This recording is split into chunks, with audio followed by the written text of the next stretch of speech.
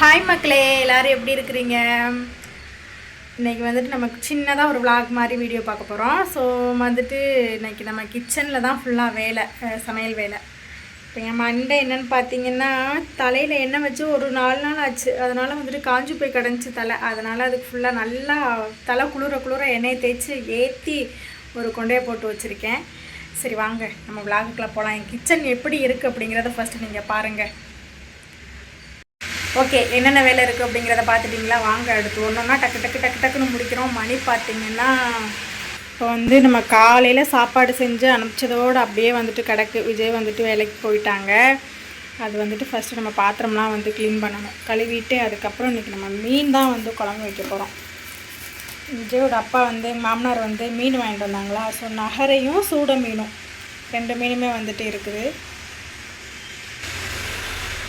First நம்ம அந்த பாத்திரத்தை கழுவிட்டு அதுக்கப்புறம் அதெல்லாம் க்ளீன் பண்ணிவிட்டு அப்புறம் தான் வந்துட்டு மீனை வந்து தொடப்போம்.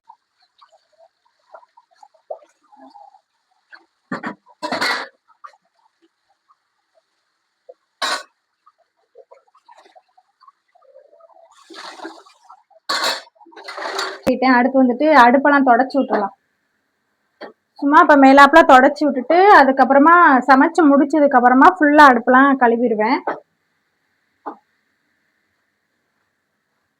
பெரிய வேலை என்ன தெரியுமா? மீன் க்ளீன் பண்ணுற வேலை. எனக்கு அந்த வேலை பிடிக்கவே பிடிக்காது.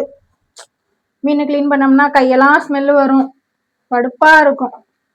எத்தனை பேருக்கு மீன் க்ளீன் பண்ண பிடிக்கவே பிடிக்காது அப்படிங்கிறவங்களாம் கமெண்ட்டில் சொல்லுங்கள். சமையல் அப்படின்னு காட்ட மறந்துட்டேனே. இது வந்து காலையில் சமைச்சது. அதுக்கப்புறம் இது வந்துட்டு அப்புறம் பீட்ரூட்டு பொரியல் கொஞ்சோண்டு காலையில் சாப்பிட்டு மீதை கொஞ்சோண்டு இருக்குது, அவ்வளோதான். அடுத்து மீன் வந்துட்டு பார்த்தீங்கன்னா, வாங்க மீன் எப்படி இருக்குன்ட்டு பார்க்கலாம். இன்னும் நானே ஓப்பன் பண்ணி பார்க்கல. கவரை லைட்டாக ஓப்பன் பண்ணி பார்த்தேன், அதுக்கப்புறம் நல்லா பிரித்து பார்க்கலாம். எல்லாமே கலந்து கிடக்குங்க. இது ஒரு நகரை, இது இருக்கு பார்த்தீங்களா, இது ஒரு நகரை. இது 2 நகரையா. இது வந்து சங்கரான்னு சொல்லுவாங்க, இது வந்துட்டு நகரைன்னு சொல்கிறாங்க இந்த பக்கம். அப்புறம் இது வந்து சூடை. வேற என்ன மீன் கிடக்கு? இல்லை, இது 3 மீன் மட்டும்தான் கலந்து கிடக்கு. இது வந்து நம்ம க்ளீன் பண்ணிவிட்டு நான் வர்றேன், அதுக்கப்புறம் வந்துட்டு உங்களுக்கு காட்டுறேன், ஓகேவா? மீன் க்ளீன் பண்ணும்போது எப்பயுமே வந்து கல்லுப்பு சேர்த்து நல்லா வந்து உரசி தான் க்ளீன் பண்ணணும். நான் ஒரு கையில் கேமரா பிடிச்சிட்டு ஒரு கையில் வந்துட்டு கல்லுப்பு போட்டு பிசைஞ்சிக்கிட்டு இருக்கேன். இப்போ வந்துட்டு நல்லா அந்த மாட்டிக்கு உரசிடணும். முக்கியமாக இந்த மண்சட்டியெல்லாம் இருந்துச்சுன்னு வச்சுக்கோங்களேன், அதை வச்சு நல்லா உரசி தண்ணி ஊற்றி கழுவும் போது அதில் இருக்க அழுக்கு ஸ்லாம்பு ஏதாவது இருந்துச்சு அப்படின்னா நல்லா வந்துடும், க்ளீனாக வெள்ளையாக ஆயிரும். இது கூட கொஞ்சம் மஞ்சத்தூள் கூட சேர்த்து நல்லா உரசி கழுவிக்கலாம். நல்லா உரசிட்டு ஒரு 4 டைம் 5 டைம் நல்லா கழுவி எடுத்துட்டேன். கழுவி எடுத்த மீனை வந்துட்டு குழம்பு வைக்கிறதுக்கும் வறுக்கிறதுக்கும் தனித்தனியாக பிரிச்சுட்டேன். இப்போ வந்துட்டு வறுக்கிறதுக்கு ஃபர்ஸ்ட் மசாலா போட்டு மிக்ஸ் பண்ணிவிட்டு அதுக்கப்புறமா குழம்பு வைக்கலாம். மசாலா என்ன மசாலா போட்டிருக்கேன்னு பார்த்தீங்கன்னா, கொஞ்சமாக தனி மிளகாத்தூள், அதுக்கப்புறம் குழம்பு மிளகாத்தூள், கொஞ்சோண்டு மஞ்சத்தூள், தேவையான அளவு உப்பு சேர்த்துட்டு நல்லா அந்த மீனில் வந்துட்டு எல்லா பக்கமும் படுற மாட்டேங்க நல்லா மசாலா போட்டு சேர்த்துக்கலாம். இந்த மீன் வந்து நல்லா பெரிய மீனாக இருந்ததுன்னா இடையில கீரல் போட்டுக்கலாம். இது சின்ன சின்ன மீன் தான், அதனால் வந்துட்டு உப்பு அந்த மசாலாலாம் வந்துட்டு சேர்ந்துடும். அதனால கீரல் போடலாம். அப்படியே வந்துட்டு சரி கொஞ்சம் நேரம் ஊற வச்சுட்டேன். இந்த இடையில வந்துட்டு எனக்கு வந்துட்டு பசிச்சிருச்சு, வேலை பார்த்தேன்ல, அதனால் வந்துட்டு பசிச்சிருச்சு. ஒரு வெள்ளரிக்காய் இருந்துச்சு, அதை வந்து தோல் சீவிட்டு அதை கட் பண்ணி சாப்பிட்டுக்கிட்டே நம்ம வந்துட்டு வேலையை பார்க்கலாம், அப்படியே கொஞ்சம் போர் அடிக்காது அப்படின்ட்டு வெள்ளரிக்காயை கட் பண்ணி வச்சுட்டு அடுத்து வந்துட்டு குழம்புக்கு வந்துட்டு நான் எப்பயுமே வந்து குழம்பு மீன் குழம்பு ஒரே மாதிரி தான் வைப்பேன். குழம்பு கூட்டிட்டு தான் வந்துட்டு தாளித்து ஊற்றுவேன். இந்த தாளித்து ஊற்றிட்டு அதில் மிளகா பொடி போடுறது அந்த பழக்கம்லாம் இல்லை எனக்கு.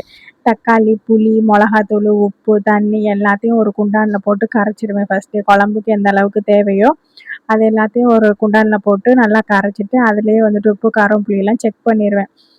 எது பத்தாமல் இருக்கோ அதை வந்துட்டு அப்பயே சேர்த்துக்குவேன். அதே மாட்டிக்கு தான் வந்துட்டு இன்றைக்கும் பண்ணியிருக்கேன். இன்றைக்கி வந்துட்டு கொஞ்சம் வித்தியாசமாக பூண்டு வந்து இடித்து போட்டு மீன் குழம்பு வைக்க போகிறேன். தேங்காய் அரைச்சி ஊற்றாமல் பூண்டு இடித்து போட்டு மீன் குழம்பு வைக்க போகிறேன். இப்போ மீன் குழம்புக்கு தேவையான எல்லாத்தையும் வந்து எடுத்து வச்சுட்டேன்.